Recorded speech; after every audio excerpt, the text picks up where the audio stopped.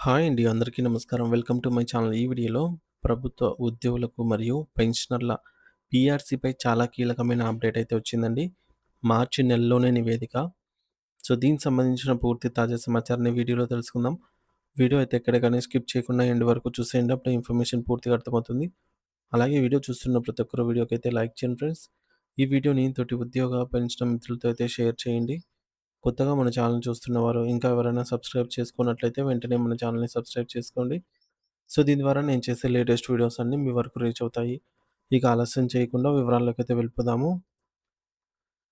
Friends, ఇక విషయానికొచ్చినట్టయితే రాష్ట్రంలోని లక్షలాది మంది ఉపాధ్యాయులు మరియు ప్రభుత్వ ఉద్యోగుల హక్కుల కోసం నిరంతరం పోరాడే యునైటెడ్ టీచర్స్ ఫెడరేషన్ యూటీఎఫ్ రాష్ట్ర అధ్యక్షుడు చావా రవి గారు ప్రస్తుత ప్రభుత్వ ధోరణిపై తీవ్ర ఆగ్రహం వ్యక్తం చేస్తూ ఉద్యోగులకు వెంటనే రెండవ పీఆర్సీని అమలు చేయాలని అత్యంత పట్టుదలతో డిమాండ్ చేశారు.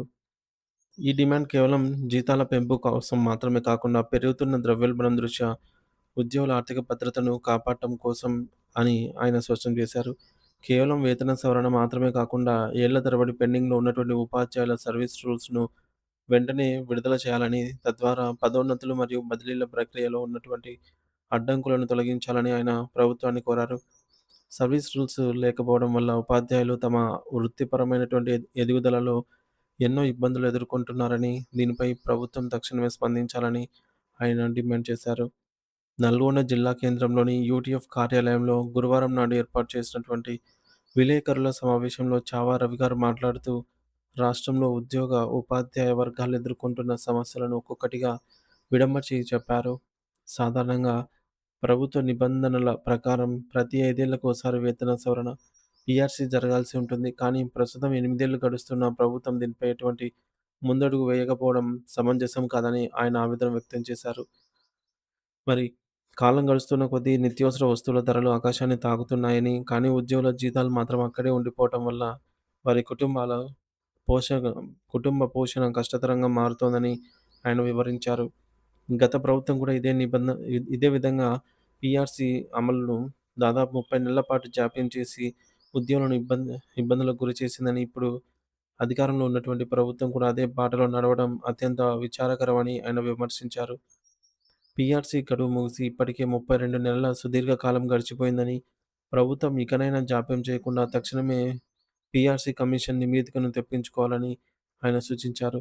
నివేదిక అందిన వెంటనే ఉద్యోగ సంఘాల ప్రతినిధులతో చర్చలు జరిపి అందరికీ ఆమోదయోగ్యమైనటువంటి మరియు సమంజసమైన ఫిట్మెంట్‌ను ప్రకటించాలని డిమాండ్ చేశారు. ముఖ్యంగా ఈ రెండవ పీఆర్సీని 2023 జూలై 1 తేదీ నుంచి ముందస్తు తేదీతో అమలు చేయాలని, తద్వారా ఉద్యోగులకు రావాల్సిన బకాయిలు కూడా చెల్లించాలి అని ఆయన కోరారు. కాంగ్రెస్ పార్టీ ఎన్నికల సమయంలో తమ మేనిఫెస్టోలో ఉద్యోగులకు ఎన్నో ఆశలు కల్పించిందని, కానీ అధికారంలోకి వచ్చి 2 ఏళ్లు పూర్తవుతున్నా ఇచ్చిన హామీలను అమలు చేయకుండా కాలయాపన చేస్తోందని ఆయన తప్పుపట్టారు. మేనిఫెస్టో అనేది పవిత్ర గ్రంథం వంటిదని, దానిలోని ప్రతి హామీని నెరవేర్చాల్సిన బాధ్యత ప్రభుత్వంపై ఉందని ఆయన గుర్తు చేశారు. అట్టడుగు స్థాయిలో పనిచేస్తున్నటువంటి ఆశ్రమ పాఠశాలల సీఆర్‌టీ గురించి మాట్లాడుతూ, వారికి కనీస ఉద్యోగ భద్రత కల్పించాలని మరియు వారి విధుల్లో స్పష్టత తీసుకురావాలని చావా రవి గారు డిమాండ్ చేశారు. అలాగే కేజీబీవీ, యూఆర్ఎస్ మరియు సమగ్ర శిక్ష అభియాన్ వంటి విభాగాల్లో పనిచేస్తున్న వేలాది మంది ఉద్యోగులకు గౌరవ వేతనం కాకుండా రెగ్యులర్ ఉద్యోగుల తరహాలోనే బేసిక్ పే వర్తింపజేయాలని ఆయన కోరారు.